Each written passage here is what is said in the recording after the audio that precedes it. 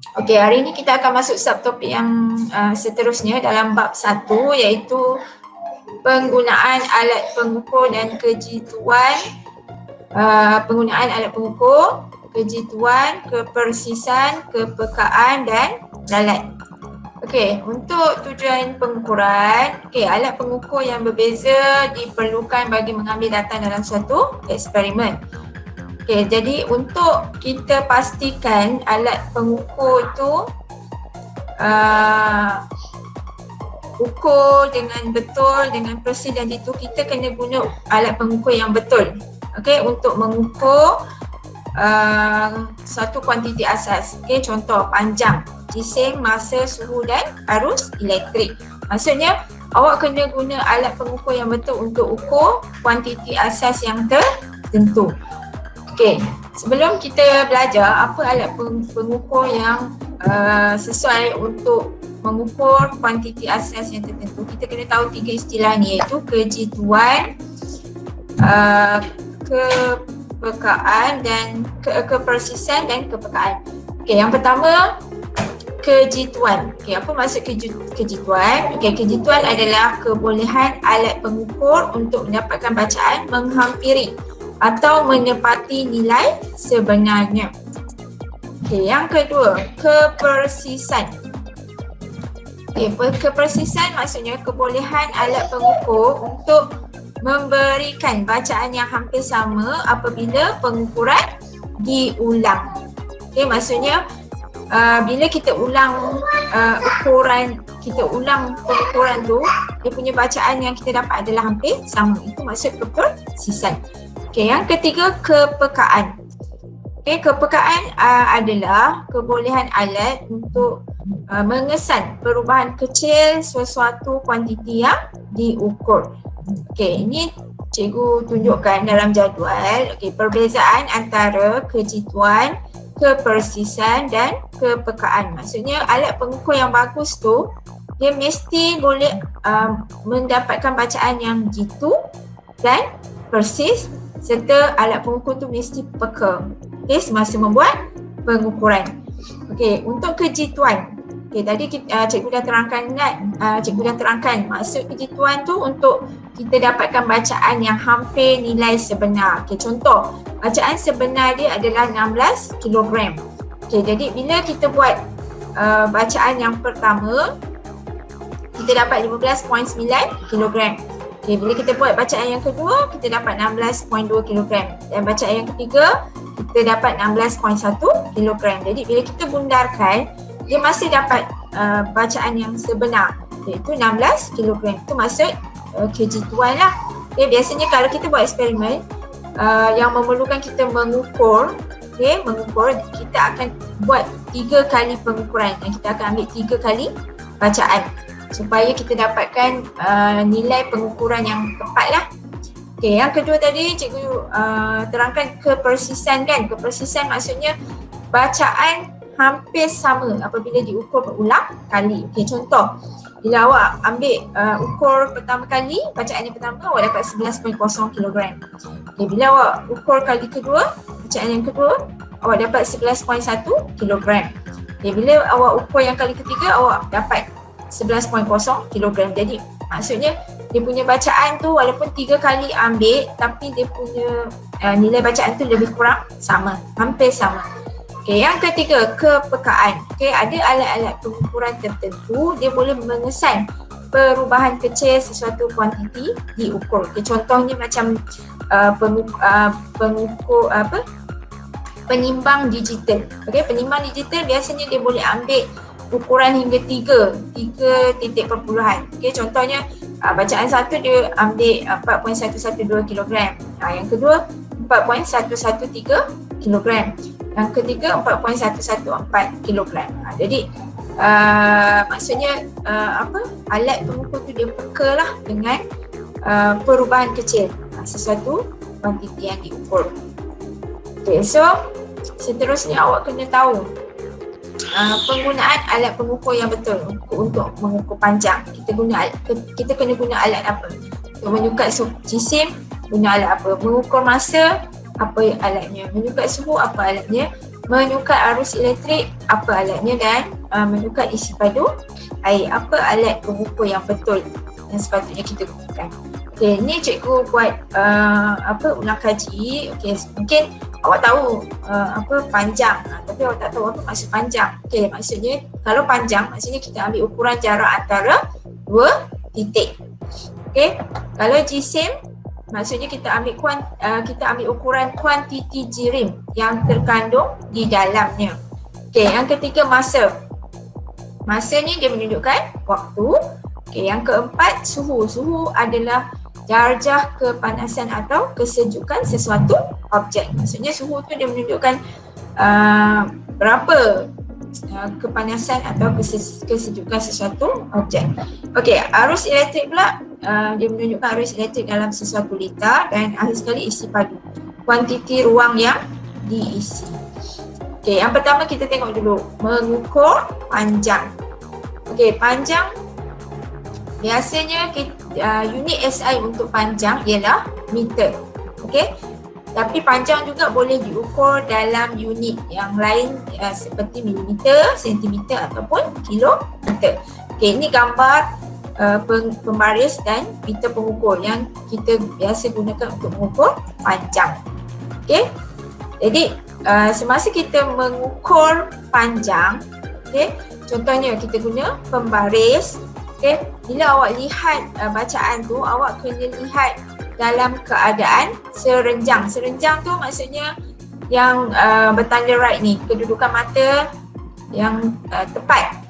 Okay, kedudukan mata yang serenjang, bersudut tepat dengan bacaan tu untuk mengelakkan ralat parallax. Okay, apa itu ralat parallax? Okay, ralat parallax tu dia wujud disebabkan kedudukan mata yang tidak betul semasa mengambil ukuran. Okay, contohnya seperti yang dalam gambar ni. Kalau awak tak ambil dalam kedudukan serenjang, okay, awak ambil dalam kedudukan yang tak betul, awak akan dapat bacaan yang tak betul lah, tak tepat lah. Jadi itu namanya ralat parallax. Okay, yang kedua menyukat jisim. Okay, jadi jisim tadi macam yang cikgu terangkan tadi lah, jisim ialah kuantiti jirim yang terkandung di dalamnya. Okay, jadi unit SI bagi jisim ialah kilogram. Maksudnya unit SI ni unit yang biasa kita guna untuk kita sukat jisim. Okay, contoh alat pengukuran jisim yang biasa digunakan pada zaman dahulu ialah dacing. Yang ketiga adalah untuk mengukur masa. Okay, unit SI bagi masa ialah saat. Okay. Unit lain pula untuk masa ialah minit, jam, hari, bulan, tahun, dekad dan sebagainya. Okay. Biasanya kalau kita nak ukur masa, kita gunakan jam randik. Okay, sebab jam randik ni dia dapat mengukur tempoh masa yang lebih jitu sehingga 0.1 saat atau 0.2 saat. Okay, yang seterusnya adalah menyukat arus elektrik. Okay, ini alat yang kita guna untuk menyukat arus elektrik. Okay, alatnya namanya ammeter.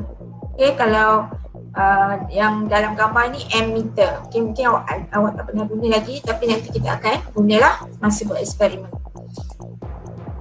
Okay, jadi semasa penggunaan ralat ammeter ni, dia ada sama juga macam kita ambil bacaan tadi pembaris kan. Jadi semasa kita ambil bacaan tu mungkin juga berlaku ralat, iaitu ralat sistematik ataupun ralat rawak. Okay, ralat sistematik ni dia ada dua, iaitu ralat sifar positif ataupun ralat sifar negatif. Okay, maksudnya semasa kita sambungkan litar tu, okay, sebelum awak sambungkan litar tu, awak kena tengok ammeter, dia punya jarum mesti pada kosong. Okay, kalau jarum tu dia lebih daripada kosong, okay, dia panggil ralat sifar positif macam dalam gambar yang pertama ni. Okay, kalau jarum tu dia berada sebelum daripada kosong, itu namanya ralat sifar negatif. Okay, jadi kita kena betulkan dulu sebelum kita ambil bacaan arus elektrik. Jadi sebelum awak mulakan eksperimen, sebelum awak sambung litar awak kena check dulu, kena tengok dulu apa tu ammeter yang awak gunakan tu ada tak ralat ni. Sama ada ralat sifar positif atau ralat sifar negatif. Kalau ada ralat ni kena betulkan jarum dia sehingga betul-betul pada kosong. Okey? Kena dia ada tombol pelarasan sifar lah. Jadi kita kena betulkan sehingga jarum tu berada pada kosong. Okey? So yang kedua pula ralat rawak ni disebabkan oleh mata kita lah. Mata kita masa kita ambil bacaan tu tak betul lah. Mungkin disebabkan oleh cermin pada ammeter tu ataupun sebab tu tapi kebanyakan ammeter sekarang dia dah guna cermin anti parallax. Okey, jadi dia untuk mengelakkan ralat parallax ni lah. Okey. Okey, seterusnya untuk menyukat isi padu. Okay, biasanya untuk menyukat isi padu kita gunakan silinder penyukat. Okay, dalam makmal kalau kita nak sukat isi padu, kita akan guna silinder penyukat. Okay, ini adalah gambar silinder penyukat. Ada yang kecil, ada yang sederhana besar dan ada yang besar. Okay, kita kena tengoklah berapa yang kita nak ukur tu, isi padu tu. Okay, so masa kita ambil bacaan isi padu ni pun boleh berlaku ralat parallax. Okay, kalau kita tak tengok bacaan tu dalam keadaan serenjang. Serenjang tu maksudnya awak kena tengok mata awak mesti bersudut tepat dengan garis-garis bacaan tu. Jadi sekarang ni cikgu nak terangkan ada lagi alat pengukur yang lebih jitu untuk kita mengukur panjang, mengukur jisim, mengukur masa, mengukur suhu dan menyukat arus elektrik. Maksudnya alat pengukur yang ini yang bacaannya adalah lebih tepat lah. Okey, lebih tepat, lebih jitu.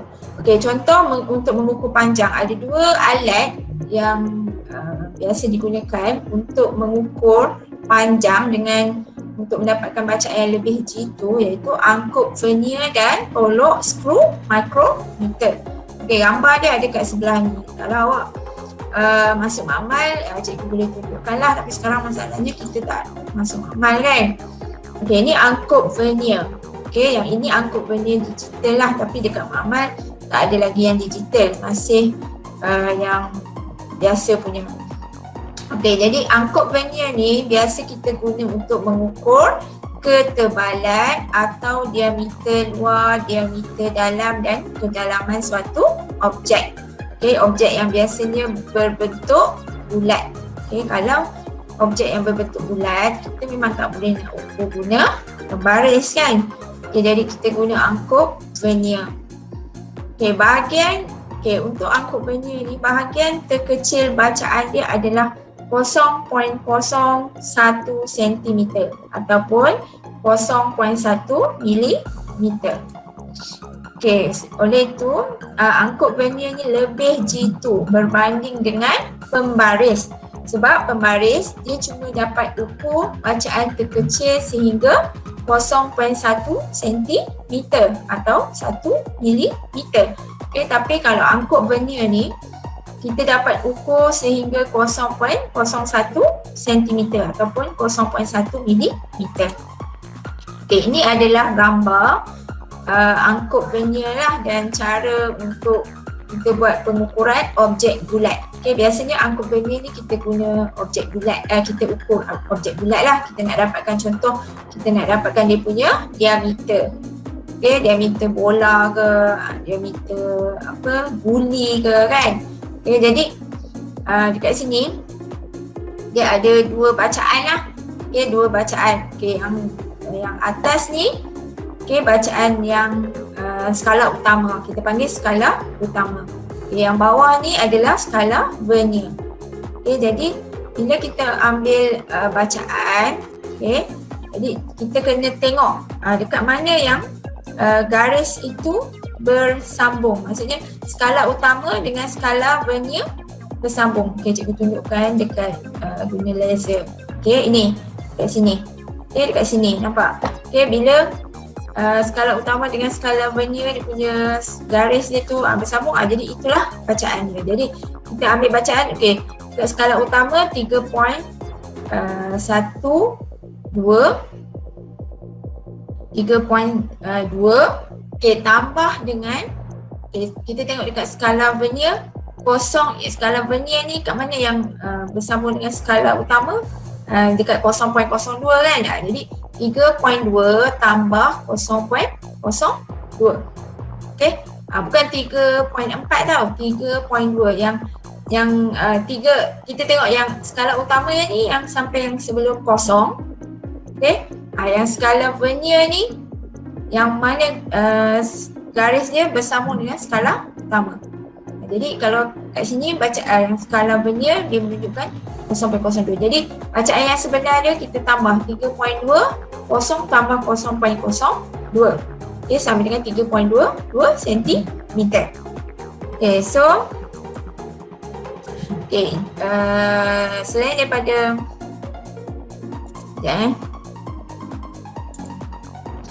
okay, selain daripada tu okay, dalam okay, awak kena tahu juga, okay, semasa kita mengukur sesuatu kuantiti asas tu, contoh macam ni mengukur panjang kan, okay, ada berlaku ralat sistematik, okay, yang disebabkan oleh penggunaan pengukuran alat pengukur tu yang kurang tepat. Okay, jadi contoh macam tadi yang cikgu cakap ammeter kan, ada ralat sifar pada alat pengukur. Okay, maksudnya sebelum kita ukur, ini biasa pada alat digital lah, alat digital. Okay, sebelum kita ukur sesuatu tu, kita kadang-kadang alat tu dia tak menunjukkan bacaan kosong. Okay, dia menunjukkan bacaan contoh yang 0.01 ke. Jadi itu kita panggil ralat sifar. Okay, ataupun biasanya kalau alat penyimbang digital lah, sebab alat penyimbang digital dia sangat sensitif. Okay, kalau ada angin pun dia akan detect angin tu sebagai macam berat. Jadi dia jadi tak betul lah. Okay, contoh ni ralat sifar lah. Ralat ni biasanya berlaku disebabkan oleh faktor persekitaran ataupun orang yang melakukan pengukuran itu. Okay, faktor persekitaran macam cikgu cakap tadi lah, ada angin ke, okay, ada habuk ke kat situ. Kalau orang yang melakukan pengukuran tu, maksudnya cara dia ambil pengukuran tu lah tak betul. Okay, so ralat sifar ni boleh ditentukan apabila angkup vernier dirapatkan. Okay, jadi ini angkup vernier ada dua jenis. Tadi yang satu yang cikgu tunjukkan itu yang manual, tapi yang ini yang dalam gambar ni dia yang digital. Okay, yang digital ni maksudnya dia terus bagi bacaan terus awak dapat bacaan tau. Awak tak perlu tambah-tambah lagi macam tadi kan. Okay, tapi so kalau guna yang digital ni, awak mesti pastikan bacaan dia bermula dengan kosong lah. Ini dengan cara kalau angkup vernier ni dia kena rapatkan, betul-betul rapat sehingga dapat bacaan kosong. Selagi tak dapat bacaan kosong, jangan mulakan pengukuran ni. Okay, sebab nanti awak tak akan dapat pengukuran yang tepat. Okay, so macam ni contoh kan. Kalau yang ni, yang dalam gambar ni adalah yang bukan digital punya angkup vernier. Okay, so yang betulnya yang ni tiada ralat sifar, maksudnya dia punya kosong dengan kosong ni bergabung, bersambung macam ni.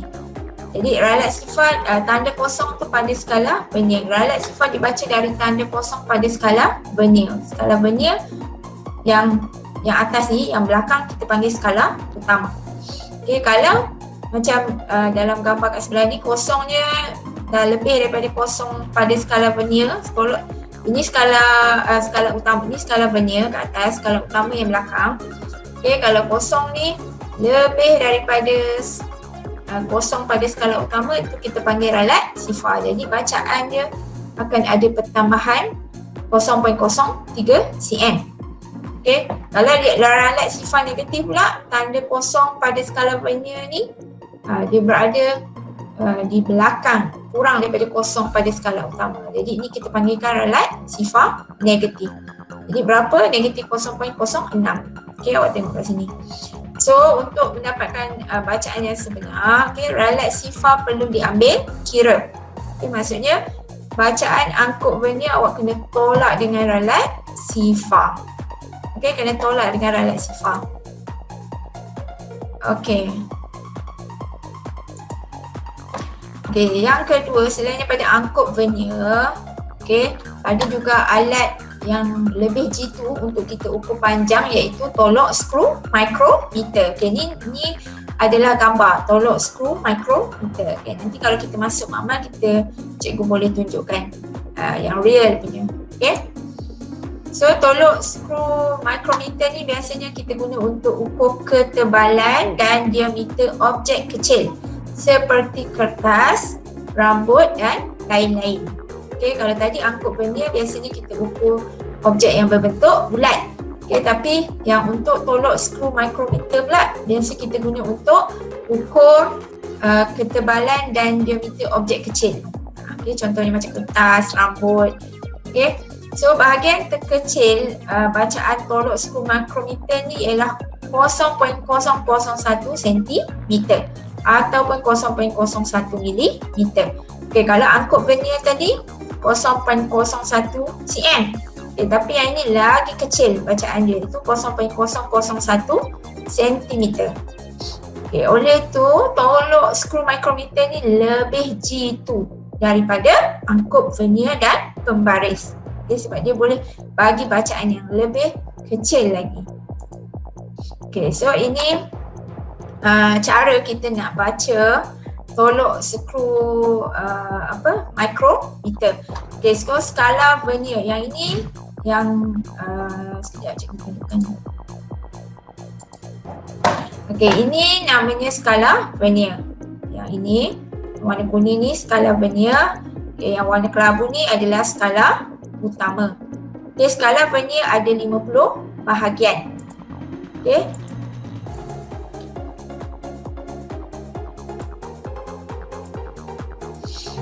Okay, satu senggatan skala vernier sama dengan 0.01 mm. Okay. Jadi, cara nak baca dia, okay, kita ambil bacaan pada skala utama. Okay, contoh macam yang dalam gambar ni, skala utama dia menunjukkan 3.5 mm tambah dengan, okay, tambah dengan, okay, ini 35 maksudnya 0.35 mm. Jadi 0.35, 36, 37, 38. Okay, jadi tambah 0.38. Jadi bacaan tolok skru micrometer ni adalah 3.88 mm. Okay, jadi nombor yang kat sebelah ni walaupun dia tunjuk 45, 40, itu maksudnya adalah 0.45 mm. Ini 0.40 mm. Okay, awak kena ingat lah yang itu. Okay, sebab satu sengatan skala vernier dia sama dengan 0.01 mm.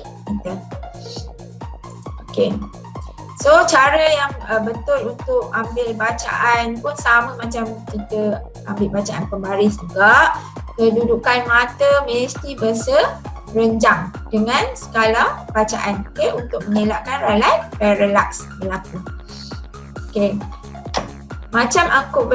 sama macam angkut vernier juga, tolok skru micrometer ni pun dia ada ralat sifar. Okay, ralat sifar positif dan ralat sifar negatif. Okay, jadi kalau ralat sifar positif dia macam ini, macam gambar dalam gambar ini. Okay, macam dalam gambar ini. Maksudnya yang skala utama ni, bacaan pada skala utama ni dia tak berada pada kosong. Dia lebih daripada kosong. Jadi dia kena tambah 0.01 mm. Okay. Kalau ralat sifar negatif dia berada di bawah sifar pula. Skala utama ni berada pada bawah sifar. Jadi dia ralat sifar negatif ni tolak 0.02 milimeter. Okey, jadi ralat sifar ni kita boleh tentukan bila kita tolak rahang tolak skru micrometer tu, kita kena ditutup sepenuhnya. Jadi maksudnya dia benda ni kita kena pusing tau. Jadi bila kita pusing tu, kita pusing sampai dia ketat, kemudian kita tengok skala kosong ni berada pada mana. Jadi dari situlah cara kita nak tentukan ralat sifar. Okay, jadi untuk mendapatkan bacaan sebenar tolak skru micrometer, ralat sifar perlu diambil kira. Jadi bacaan sebenar tu sama dengan bacaan tolak skru micrometer tolak ralat sifar. Okey. Okey, ini gambar yang menunjukkan angkut vernier digital dan tolak skru micrometer digital. Digital ni maksudnya dia dah terus tunjuk bacaan. Jadi awak tak perlu baca sendirilah. Macam tadi yang cikgu tunjuk tu, awak kena baca sendiri kan, kena tambah bacaan pada skala utama dengan skala vernier. Tapi yang kalau dia digital, dia terus bagi bacaan yang lebih tepat dan jitu. Okey. Selain daripada menyukat panjang, untuk menyukat jisim pula, biasanya kita gunakan penimbang digital. Untuk mendapatkan bacaan yang lebih tepat dan lebih jitu. Kalau untuk menyukat masa, kita gunakan jam randik digital. Sebab kalau jam randik yang biasa, dia cuma boleh ukur hingga 0.01 saat. Tapi untuk jam randik yang biasa, dia boleh ukur hingga 0.1 saat saja. Tapi kalau jam randik digital ni, dia boleh ukur sehingga 0.01 saat. Jadi dia punya pengukuran dia lebih tepat dan jitu lah. Untuk menyukat suhu pun sama. Biasanya kalau kita nak dapatkan bacaan suhu yang lebih tepat dan jitu, kita guna termometer digital. Sebab dia boleh sukat suhu hingga 0.1 darjah Celsius. Kalau termometer biasa yang ada merkuri tu kan, itu cuma 1 darjah Celsius je, awak tak boleh dapat hingga 0.1 darjah Celsius. Biasanya termo digital ni yang kita guna dekat klinik-klinik lah. Dalam makmal kita masih gunakan termometer makmal, termometer yang menggunakan merkuri. Yang manual punya, belum guna digital. Untuk menyukat arus elektrik pula, emitter digital digunakan, sebab emitter digital ni dia boleh menyukat arus elektrik sehingga 0.01 ampere. Samalah macam termometer digital tadi. Dia emitter digital ni pun dia terus bagi bacaan arus elektrik. Jadi awak ambil je bacaan tu. Seterusnya pelajar kena tahu apa ralat yang ada semasa awak mengambil ukuran. Semasa awak mengambil ukuran alat pengukuran. Ada 2 ralat yang biasa berlaku, iaitu yang pertama ralat sistematik dan ralat rawak. Ralat sistematik ni adalah ralat malar pada sesuatu alat pengukuran. Alat pengukur yang diperoleh setiap kali pengukuran. Contohnya macam tadilah ralat sifar. Dia berlaku disebabkan oleh alat pengukur tu tidak jitu. Jadi cara untuk kita mengatasi ralat sistematik ni, ralat yang disebabkan oleh alat pengukur tu, kita kena kendalikan eksperimen tu dengan berhati-hati dan mengulangi eksperimen dengan menggunakan alat pengukur yang berbeza. Supaya kita dapat bacaan yang tepatlah. Yang kedua adalah ralat rawak. Ralat rawak ni berlaku disebabkan ketidakpastian pengukuran semasa pemerhati membuat pengukuran. Maksudnya ini adalah disebabkan oleh manusia lah. Ralat yang disebabkan oleh manusia. Contohnya ralat parallax, kecuaian pemerhati semasa mengambil bacaan dan salah teknik mengambil bacaan. Jadi cara untuk mengatasinya adalah dengan mengurangkan alat dengan mengambil bacaan ukuran untuk beberapa kali dan mengambil nilai bacaan purata. Maksudnya biasanya dalam eksperimen cikgu akan suruh awak ambil bacaan sehingga 3 kali. Dan kita ambil nilai bacaan purata untuk kita mengelakkan ralat rawak ni. Ataupun kita untuk mengurangkan kesan ralat paralax, mata pemerhati hendaklah berserenjang dengan skala alat pengukur. Jadi cara awak nak baca ukuran tu, mata mesti berserenjang dengan skala alat pengukur. Jadi sampai di sini saja untuk pembelajaran kita hari ini. Cikgu akan sambung lagi pada kelas yang seterusnya.